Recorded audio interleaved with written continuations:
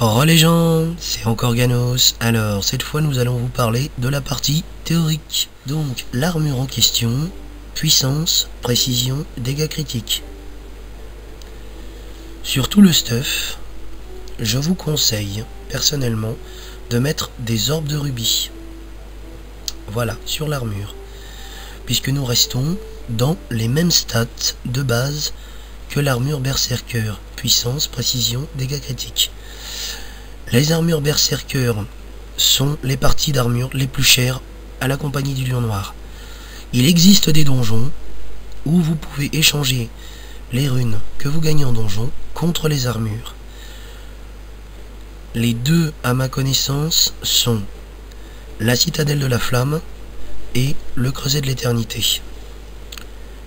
Personnellement, je vous conseille la citadelle, puisque le creuset de l'éternité, je le trouve très difficile, et il faut apparemment des gens qui le connaissent déjà. C'est vraiment d'un niveau supérieur à la citadelle. La citadelle, le premier chemin, le C1, est assez facile à faire, et avec à peu près tous les groupes que vous allez trouver. Après, il est vrai que s'il n'y a pas beaucoup de DPS, le boss va être difficile. Mais bon, ça reste quand même le chemin le plus simple. Je vous conseille, ça vous permettra d'économiser énormément d'argent. Et en prime, il y a aussi les armes en berserker, donc puissance, précision, dégâts critiques. Pour les armes de PvE, je joue principalement moi à l'Espadon. Donc dessus, j'ai choisi de mettre un cachet de soif de sang supérieur. Plus 10 à chaque ennemi tué, plus 10 de puissance. Il faut 25 charges, donc 25 ennemis à tuer. La spécialisation étant le dégât, les mobs tombent en 2-3 secondes. Ça va très très vite à monter les 25 charges. Mais attention, parce que c'est une bénédiction et une malédiction en même temps cette chose. Tant que vous ne mourrez pas, ou que vous n'êtes pas mis KO, ni renversé, ça va très bien. Par contre, si vous êtes mort, ou si vous êtes renversé, les charges retombent à 0. Donc c'est très ennuyeux. Il faut bien faire attention à ça. D'autre part, il faut savoir que comme le guerrier n'a pas de robustesse, vous l'avez vu, sur l'armure, ni de vitalité, ni de puissance de soin, son gros avantage, ça va être l'esquive. Les guerriers berserkers doivent être des experts en esquive. Donc, à partir du moment où vous maîtrisez vraiment bien les esquives, ça arrive de se faire renverser, mais ça reste très rare. Donc les 25 charges en PvE, c'est assez facile. Voilà. Le fusil, pareil. Bon, là c'est un fusil de donjon, on va y revenir après. Donc vous voyez, je vais passer sur les armes en donjon. Les armes de donjon, moi je suis toujours donc dans le berserker, hein, puissance, précision, critique. Par contre, je vous conseille de prendre des cachets supérieurs, spécifiques au donjon que vous allez faire. Pour ma part, là, la citadelle de la flamme. Donc, avec ce cachet-là, j'ai plus 10 de dégâts contre la légion de la flamme. Voilà. Sur mon espadon de donjon, c'est la même. Plus 10 de dégâts contre la légion de la flamme. Toujours pareil, puissance, précision, dégâts critiques. Vous voyez vraiment mon stuff, c'est vraiment ça. Et c'est partout pareil. Partout, c'est pareil. Les bijoux, c'est pareil. Puissance, précision, dégâts critiques. Boucle d'oreille en oricalque et en rubis de berserker. J'en ai 2. Les bagues. Anneau en oricalque et en rubis de berserker. Puissance, précision, dégâts critiques. L'amulette, ça ne change pas. Ça reste la même. Par contre, vous remarquerez sur les bijoux, là ce ne sont plus des orbes de rubis, mais des bijoux exquis en rubis. Ça change légèrement. Voilà.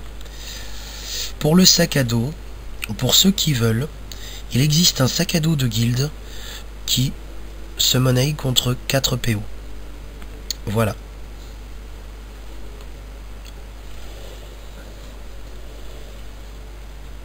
Ensuite, nous allons passer aux aptitudes. Je vous conseille donc 30 en force, 30 en armes, la glace, hein, le canon glace, 0 en défense, 10 en tactique et 0 en discipline. Les numéros du loto sont le 5, le 9, le 12.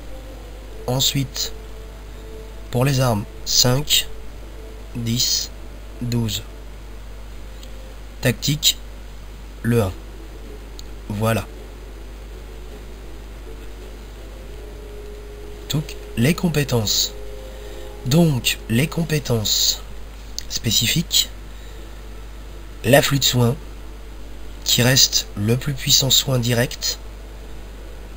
Ensuite, la résistance à la douleur. Je vous conseille très fortement de combiner frénésie, résistance à la douleur immédiatement avant d'attaquer. Votre puissance de dégâts est telle que vous allez tomber le mob avant même que la résistance à la douleur soit finie. Quand vous jouez solo, c'est très pratique, surtout dans des grandes zones, parce que si vous mettez uniquement frénésie, c'est le mob qui va vous tomber et pas l'inverse. Signe de pouvoir qui augmente encore la puissance. Et enfin, pour la balade en PvE, le signe de rage pour augmenter la vitesse de déplacement. Car comme vous l'aurez remarqué, contrairement au oui-dire, toutes les classes n'ont pas de signe passif qui augmente la vitesse de déplacement. Notamment les guerriers. Donc si vous voulez vous déplacer sur les maps, je vous le conseille. Par contre, si vous jouez en groupe, si vous avez des adversaires assez coriaces, je vous conseille soit les molosses, soit l'étendard. Ça va beaucoup vous aider. Ensuite, petite astuce de combinaison d'armes que je trouve très pratique. Vous allez le voir sur les vidéos qui suivent. C'est simple. Je vous conseille lance-lames, puis ruée. Ensuite les sans-lames. Et enfin l'attaque tournoyante. Ça vous éloigne. Ensuite vous alternez et la salve de fusil. La salve de fusil, il faut savoir que c'est la compétence qui a le plus de DPS en dégâts par seconde, puisque c'est une seule balle et avec cette balle vous allez faire entre 8 et 12k de dégâts. Le guerrier monte très très haut mais en multi-hit. Les sans-lames vont monter très haut, entre 17 et 28k selon l'endroit, les compétences que vous allez avoir et les bannières que vous allez recevoir. Voilà. Je vous dis à très bientôt in-game. Bonne journée à tous et à bientôt.